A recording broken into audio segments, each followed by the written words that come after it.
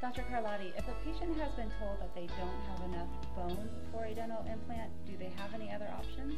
Quite frequently they do, and I went ahead and I pulled a scan on a patient that was told by multiple dentists on multiple occasions that she simply did not have enough bone. And she is one of the most severe cases, particularly when you look at this view here, in that there's virtually no upper jaw to speak of.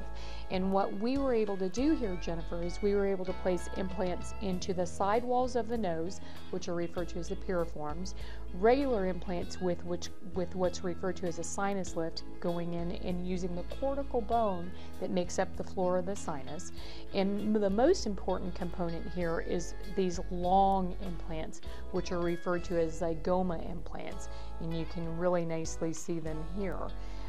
When somebody does not have an upper jaw, if you look at this skull and envision the upper jaw essentially being gone, we're using the side walls here, the anterior wall here, and most importantly, we're using the cheekbone, which in medical terminology is referred to as a zygoma.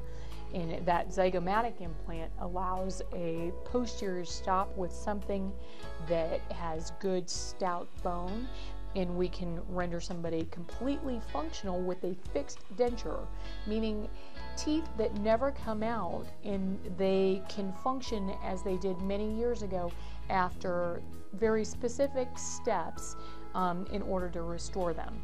So yes, when somebody's been told they don't have enough bone, there frequently are options.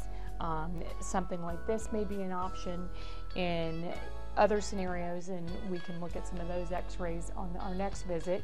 We can bone graft those patients. The adage that any implant can be placed without a bone graft is simply not true if you're intending to optimize that implant and have that implant be ideal for many, many years. You may have a situation where a young patient, and I'm thinking of a woman in particular that we just did, where she'd lost the bicuspids all the way back to the molar, and there were other natural teeth, but the vertical loss was so significant that if you just tried to place an implant, the tooth would be 3 times longer than the tooth in front of them or behind, which is simply not hygienic. Never mind the fact that you have to be cautious of other anatomical structures like nerves.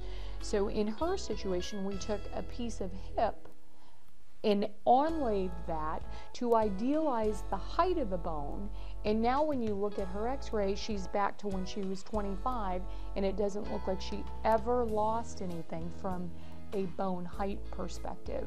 So it's important when you're looking for implants that you go to somebody that has the repertoire, a specialist that can truly assess, is the substructure, is the bone where it needs to be? Is the bone the quality that we need? And what is the ideal type of implant so that you can have the longevity that implants can give you?